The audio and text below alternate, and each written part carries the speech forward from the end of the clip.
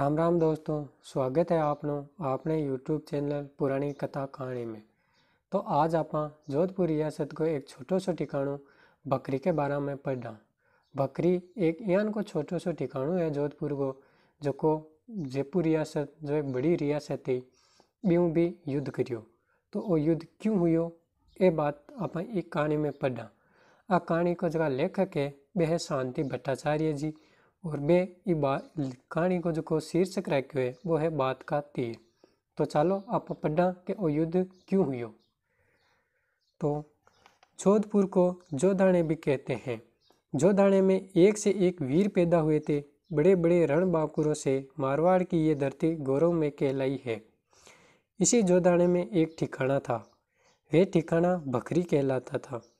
उस ठिकाने में ठाकुर केसरी सिंह रहते थे। केसरी सिंह बड़े ही वीर, धीर और साहसी थे, गुणी और विद्वान थे, आन और बान पर मिटने वाले थे। एक दफा की बात है, जोधपुर के राजा अभय सिंह थे। उन्होंने बीकानेर पर आक्रमण करने की सोची। इस विचार को उन्होंने पूरा किया। उनकी सेना ने बीकानेर के किले को घेर लिया। बड़ी विकट स्थिति थी। ऐसी स्थिति में महाराजा बीकानेर ने अपनी रक्षा करनी चाहिए, लेकिन जोधपुर की शक्ति के सामने वे दुर्बल थे। तब बीकानेर नरेश ने दूसरे राजाओं की ओर देखा। दूसरे राजाओं में उनकी नज़र जयपुर नरेश की ओर गई। बीकानेर नरेश ने तुरंत जयपुर नरेश के पास अपना संदेश भेजा। जयपुर नरेश ने बीकानेर नरेश को सहायता का वचन भेज दिया और अपनी सेना को जोधपुर की ओर कूच करने का आदेश भी दे दिया।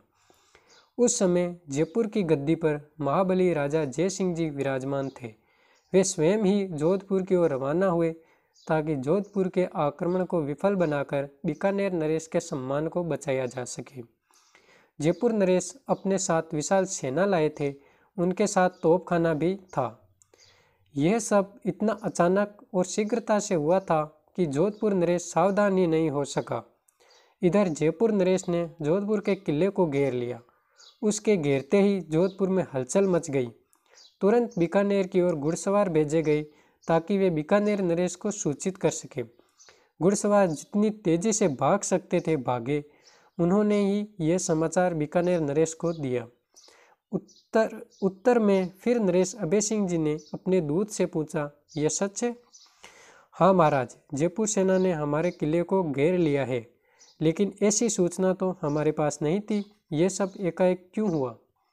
दूत ने बताया, यह सब बीकानेर नरेश की विनती पर हुआ। उन्होंने जयपुर से मदद मांगी थी।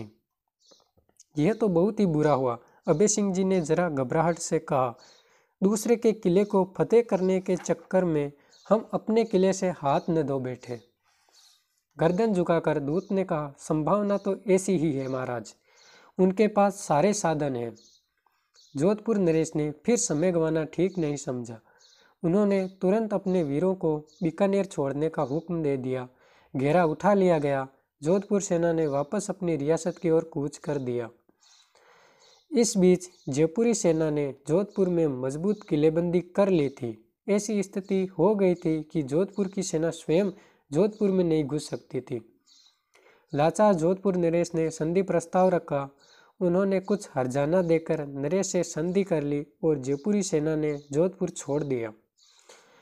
जयपुर की सेना विजय के गीत गाती हुई लौटने लगी। रणभेरियां व तुरई की आवाज़ों से आकाश गूंजने लगे। नंगाड़ों से कानों के पर्दे फटने लगे। सच तो था कि ऐसी जीत कितनी श्रेष्ठ होती है, जिसको पाने के लिए न तो खून की एक बूंद बही और न तोप का एक गोला ही छूटा, न हाहाकार हुआ और न चीख पुकार, एक रक्तहीन विजय। जयपुरी सेना जा रही थी, विजय गीत के गाती हुई जा रही थी। हर ठिकानेदार उनका स्वागत करता था। उसी रास्ते में बकरी का ठिकाना पड़ता था, जिसके ठाकुर केसरी सिंह जी थे, साहसी और सच्चे। उस ठिकाने के पास जय सिंह जी की सेना ने पड़ाव डाला। रणभेरियां बजी, नंगाड़े बोले। केसरी सिंह जी के कान खड़े हो गए। इतना पड़ाव उनके ठिकाने के पास क्यों? वे स्वयं सेना की टोल लेने के लिए आए। वे समझे तो सही, आखिर ये सब माजरा क्या है?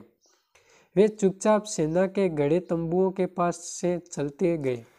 एक तंबू में जयपुर के 2 सैनिक बातचीत कर रहे थे। एक सैनिक घमंड से सीना फुलाकर कह रहा था, काहे छे महाराज, मारवाड़ जितना कायर लोग कहीं भी नहीं देखे। हमने ना तो किसी का सिर उतारा और न तोप का गोला छोड़ा और विजय पा ली। दूसरे से उसी स्वर में कहा, जैसी तोपें भरकर लाए थे वैसी ही भरी हुई तोपें वापस ले जा रहे हैं। ठाकुर ने सोचा, सारे जोधपुर रियासत का अपमान। उनके आंखों में खून उतर आया। अपमान का घूंट पीकर रहना उन्होंने नहीं सीखा था। अपने प्राचीन शौर्य को याद किया, अपनी आजानुबाहों को देखा, मन ही मन सोचा कि इनकी तोपें खाली होनी चाहिए। वे पड़ाव में खड़े एक हाथी के पास गए। वे हाथी जयपुर नरेश जय सिंह जी के देवता गोविंद राय जी का हाथी था। बहुत ही पूजनीय और पवित्र हाथी था। उस हाथी को ठाकुर शाह खोलकर अपने किले में ले आए। उन्होंने अपने किले के सारे दरवाजे बंद कर लिए, अपने वीरों को सावधान कर दिया तथा जय सिंह जी को संदेश भेजा कि वे अपना हाथी खोलकर ले आए हैं। शीघ्र ही इसकी सूचना जय सिंह जी को मिली। उनका गुस्सा 7वें आसमान पर चढ़ गया। दांत पीसकर वे बोले, ये किसका साहस था? एक सेनानी ने बताया, स्वयं ठाकुर शाह आए थे। उन्होंने चुपचाप हाथी खोल लिया और चले गए। सोए शेर को छेड़ा है, लगता तो ऐसा ही है। एक बार जाकर उन्हें कह दे कि वे हमारे हाथी को जैसे ले गए थे वैसे ही लौटा दे। ऐसी दादानी करना ठाकुर शाह के लिए ठीक नहीं रहेगा। उनका यह संदेश ठाकुर शाह के पास पहुंचाया गया।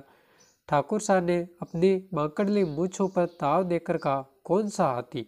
हमने हाथी को अपने यहाँ बांध लिया है, भला उसे वापस कैसे किले में से निकाल सकते हैं? उन्हें काफी समझाया बुझाया, पर केसरी सिंह ने उन्हें हाथी नहीं दिया। आखिर कोई उपाय न देकर जयपुर नरेश जय सिंह जी ने किले की दीवारों को तोड़ने का हुक्म दे दिया। वे कड़क कर बोले, यदि हाथी नहीं दे रहे हैं तो किले की ईंट से ईंट बजाकर हाथी को प्राप्त किया जाए। बस फिर क्या था, जयपुरी सेना किले की ओर बढ़ गई। उनकी बड़ी बड़ी तोपें गड़गड़ाहट की आवाज के साथ दीवारों की ओर ले जाई जाने लगी। किला पत्थरों का बना था, उसकी दीवारें काफी मजबूत और ऊंची थी। वे साधारण हमले से नहीं तोड़ी जा सकी। अंत में धुआंधार तोपें दागी जाने लगी। बड़ी कठिनता से किले की दीवारें टूट पाई।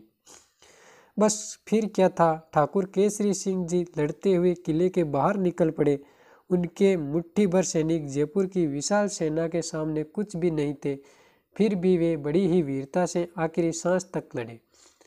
अंत में ठाकुर स्वयं लड़ते लड़ते वीरगति को प्राप्त हो गए। सारा ठिकाना नष्ट हो गया। जब महाराज अभय सिंह जी को यह समाचार मिला तो वे बोले, इतनी बड़ी शक्ति से टकराकर ठाकुर शाह ने कौन सी बुद्धिमानी की?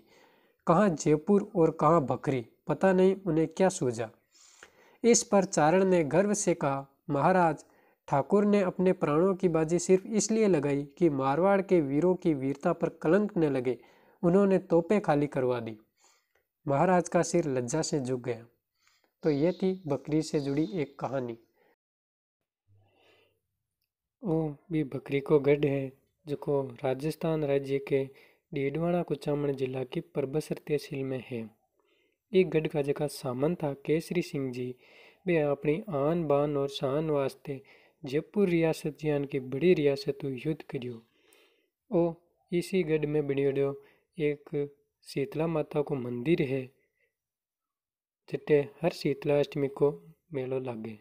आ बकरीगढ़ की ही फोटो है। अगर थाने वो वीडियो पसंद आयो और चोको लाग्यो तो ये वीडियो ने लाइक करजो, कमेंट करजो और शेयर करजो। और आपने यूट्यूब चैनल ने सब्सक्राइब करजो ताकि यान की इतिहास से जुड़ी हुई मज़ेदार कहानियाँ आप और सुनता रहें और पढ़ता रहें।